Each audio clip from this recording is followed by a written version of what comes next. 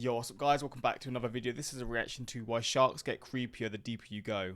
And I think, to be honest, everything gets deeper, not just sharks. Anything in existence gets creepier the deeper you go in the ocean. But sharks, I don't know the lowest points sharks can get to, because I know obviously the pressure and stuff, and sharks are massive.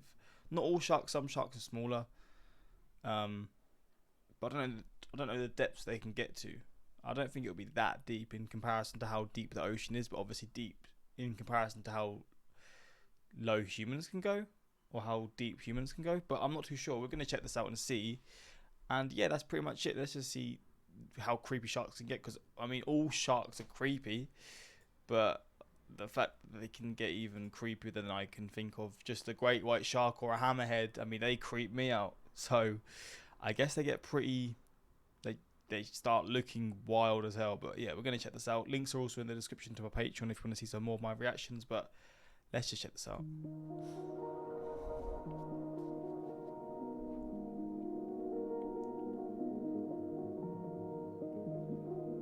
There is one group of creatures that has dominated the oceans for 450 million years. A time during which sharks have had the opportunity to adapt and diversify into an array of weird and wonderful species. Many, like the well-known great white shark, have adapted to life in the open ocean as apex predators at the top of the food chain.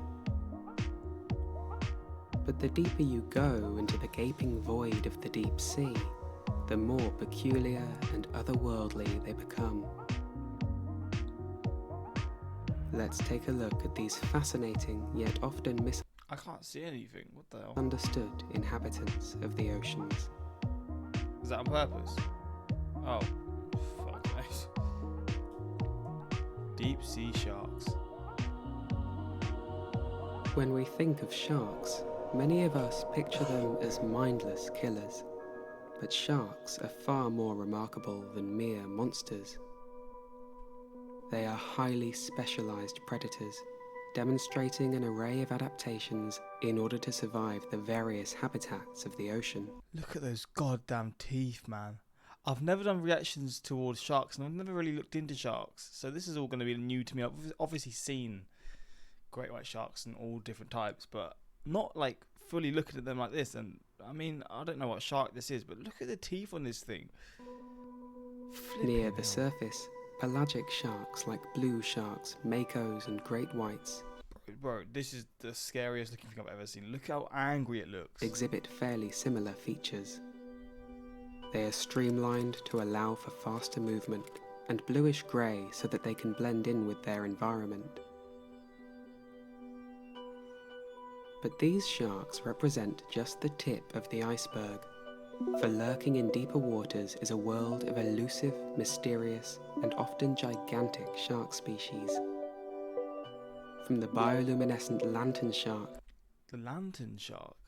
to the parasitic cookie cutter shark that tears chunks from whales and dolphins. Oh my, that is brutal. So it doesn't kill them, it just bites chunks out of them. Whenever it's hungry, it just goes past I don't know, a dolphin or a whale and just bites a bit out of it, and then just, I guess, goes off, because I'm assuming these are rapid. Like, they look quick as hell. But To understand why sharks of the depths are so different to those at the surface, we must find out what caused them to diversify in this way. The evolutionary history of sharks possibly dates back to the late Ordovician period, 450 million years ago. In the time that followed, these primitive sharks evolved in a number of ways, with one group of cartilaginous fish having diverged 420 million years ago to become the alien-like chimera, relatives of true sharks, but belonging now to a different classification. By the early Jurassic period, 195 million years ago, the oldest known order of modern sharks, the hexantiforms or six-gill sharks, had emerged. It was now that they evolved slender, fast-moving bodies and flexible, protruding jaws, allowing them bro, look at it, just trying to eat it up, man. Flipping hell. to eat prey larger than themselves. While many sharks we find in our oceans today have changed immensely since the Jurassic, The few that remain unchanged, the living fossils, appear peculiar in comparison. Most notably, they have 6 or 7 gill slits instead of the usual 5 found on most sharks. This can be observed in the frilled shark, with its slim, eel-like body and... This is a shark? What the hell? This is the weirdest looking... I mean, that's crazy to say, but how is this a shark? I mean, I guess there are things do to determine it, but looking at it, how the hell is that a shark? snake-like head. What the heck? Another member of this order, the blunt-nosed six-gill shark, has a single Can't see it, for God's sake. dorsal fin placed well down on its back, as well as an anal fin, features that are remnants from their ancestors of the ancient seas. What's even stranger is the fact that many of these more ancient sharks, including both the hexantiforms and the squaliforms, now seem to inhabit the deeper regions of our oceans. A feature that is best explained when we take a look at their adaptations and the conditions of their world. In the depths, there is less dissolved oxygen present in the water. This suggests that for 6-gill frilled and 7-gill sharks, it is advantageous to have more gill slits so that they are more efficient at absorbing the oxygen they need. So there is no cause for them to evolve to lose the extra slits. Contrastingly, sharks that move to the shallows have no need for the extra slits, so they lost them over time. The large eyes of 6-gills is also an advantage, allowing them to take in as much light as possible. Other deep-sea sharks reflect light in a process known as biofluorescence. The cat shark is one of such sharks, possessing the ability to reflect blue light and re-emit it as green light in order to attract mates. What the hell? Another feature that we observe is that the deeper dwelling sharks tend to be far larger. The deeper ones are larger? Really? I thought it would be the other way around. Obviously, you got the great white sharks, which are up there and stuff, but they are bigger as well. How are they bigger the deeper you go? Greenland shark, for example, grows to 24 feet or 7.3 meters long, making it one of the largest sharks in the ocean, larger even than the well-known great white shark. What the This is due to the phenomenon of deep-sea gigantism, the tendency of deep-sea creatures to grow to larger sizes than their relatives from the shallows. Being larger means they lose less energy as heat, and in the nutrient-poor depths, becoming more efficient is the only way to survive this extreme environment. A full video explaining deep-sea gigantism can be found on our channel. But in addition to being larger, the Greenland shark has also evolved to live its life in slow motion. With its highly slowed metabolism, it can go for very long periods of time without eating, and is able to become the longest living vertebrate on the planet, growing up to 500 years old at depths of 7,200 feet. They live to 500 years. Oh my days. What the hell, man? Flipping hell. Sharks are different. Just, they're different, man. I didn't realise the depths of the... like, the depths of the differences between the sharks, because I just assumed... I mean, I know there's loads of different species, but the fact that they could all survive in different environments and succeed like this, I mean, this seems like it's the best in terms of like lifespan and like all the abilities, like a slow metabolism and stuff. It seems like it's the best shark, and it doesn't move quick or anything. It just lives a good life. I don't know how it's possible. Or 2,200 meters. The feeding habits of deep-sea sharks are quite different from shallower species. While makos and great whites rely on speed and agility to hunt down fast-moving prey, sharks here must be opportunistic and depend largely on carrion.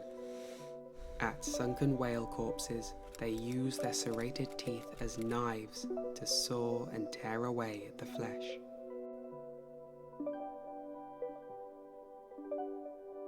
But I can't see. Another species, the goblin shark, has a flabby body and a large liver. How do they all develop into such different looking creatures? Look at this thing, man. What the fuck? To allow it to remain buoyant in very deep water. It is an elusive species, as are many of the creatures that inhabit the deepest parts of the ocean. In fact, one of the largest shark species on the planet, the megamouth shark, was discovered for the first time as recently as 1976. What? They discovered this? Wow, that is wild. It is a filter feeder, preying on zooplankton at the surface during the night and returning to the depths during the day. This behavior is known as diel vertical migration, the synchronized movement of zooplankton and fish up and down the water column over a daily cycle. Flipping hell. Overall, deep-sea sharks are understandably unique in the lightless, high-pressure and nutrient-poor depths. Adopting more ancient adaptations, such as more gill slits, flabbier, slow-moving bodies, and larger sizes, is advantageous.